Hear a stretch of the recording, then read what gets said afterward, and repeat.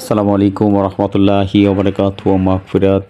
সুপ্রিয় দর্শক, এই মুহূর্তে পূর্ব হরিপুর বড়বাড়ি পারিবারিক কবরস্থানের কাজ চলতেছে। এটা হলো আমাদের ছোট ভাই ভাগনা বাস্তা সবাই নিজেরা এক এক করে রাস্তা থেকে ইটটা আসলে সরিয়ে একটা জায়গায় প্লেস করে রাখতেছে। এটা মনে হয় পূর্ব হরিপুর বড়বাড়ি ফাউন্ডেশন যুব সমাজের উদ্যোগ নাকি কি যেন একটা ক্লাব আছে, সেটা থেকে ছোট ভাই ইমরান ইটালি থেকে এসেছে।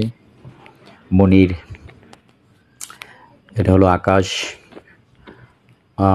আসলে মরণের কথা সবারই স্মরণ হয়, আর কারো না কারো আত্মীয় স্বজন তো কবরে আছেই।